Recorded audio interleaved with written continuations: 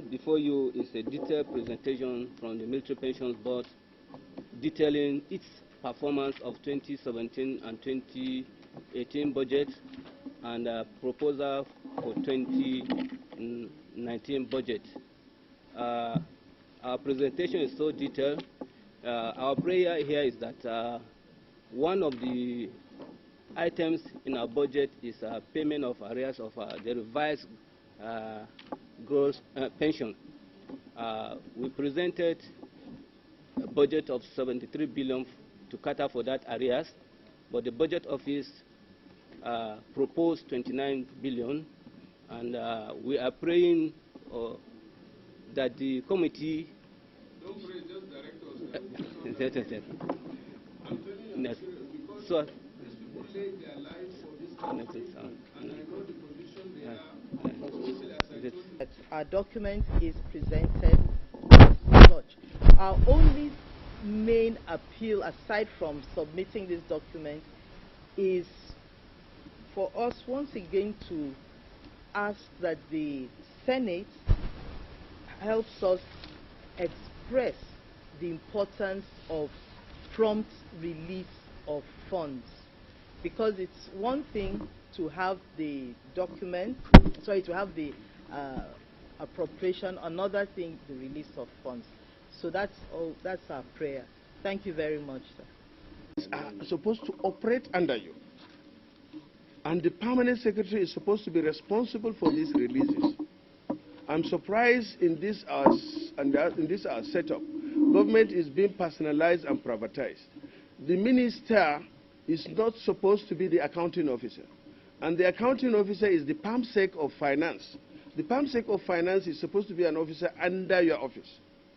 While we will help you talk to them, but it's actually your responsibility to direct the PAMSEC to release your money on time. If he refuses, then we will say, you have committed an offense. I think so. Gross misconduct. Gross misconduct. No, we can't impeach PAMSEC now. We can. So on a serious note, madam, that is what we can do. But if a minister has something to do with that, then we'll now talk to the minister or invite the minister to explain or do that. But having said that, we will we have taken note, and now we will say in the reverse order, we are supposed to, if any PAMSEC is not doing the right thing, you are the right person that will hold that permanent secretary responsible, because he's a staff under your office. But then we will do something about these releases, because every department, MDA, is complaining about releases, which is supposed to be in an orderly and fashion. You don't have to beg anybody for anything. But these days, it's because we allow government to be personalized and privatized. So releases are made discretionarily. It's not supposed to be like that. And I think you are one of those that is supposed to enforce that one. If certain percent of money is available, the distribution should be based on equity, and it should be done uniformly based on what is available. But we will insist on that, but we would prefer that you reduce that to writing, so that we, on our part, will take it up at the highest level, and that is to say, get these resolutions and pass it on to Mr. President and the Commander-in-Chief, who will now, in turn, direct maybe the various MDAs that releases should be done accordingly, based and timely.